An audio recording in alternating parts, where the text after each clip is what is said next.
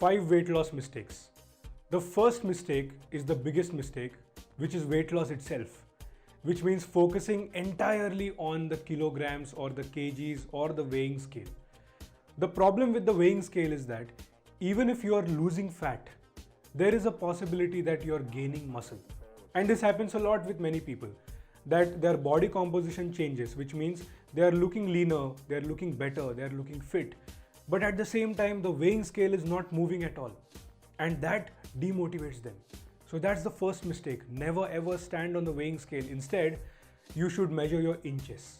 If you measure your inches, you will get a right idea of your fat loss. The second mistake is focusing only on calories. Now you tell me, if you eat 100 calories from a piece of chicken and if you eat 100 calories from an ice cream, is it going to affect your body in the same way? No, it's not.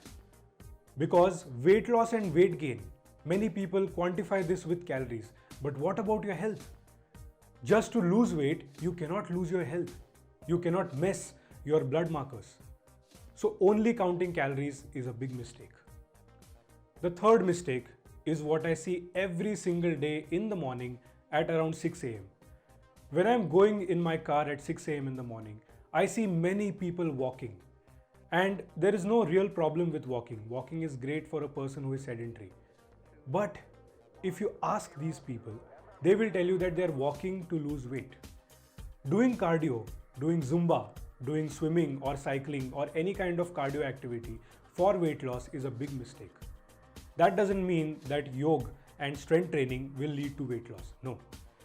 When you exercise, you should exercise just to improve specific markers in the body. You should do strength training to improve your strength.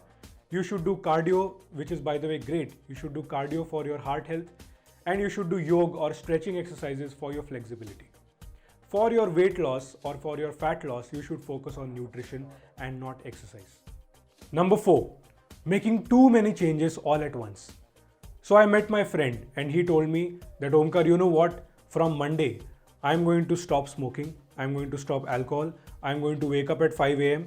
I'm going to exercise twice a day, once in the morning, once in the evening, and I'm going to eat healthy and I'm going to meditate. All of this I'm starting from Monday. And guess what happened? You must have gone this through yourself as well. On Wednesday, he failed in everything and he started back again on his own lifestyle, on his earlier lifestyle. So this is the problem that we have to avoid. If you want to successfully lose weight or if you want to successfully lose fat, focus on one thing at a time. And let that one thing be nutrition first and let the rest follow. And the fifth mistake, which is a very trendy mistake because most of the people do this. You meet someone at a party and that someone has lost weight.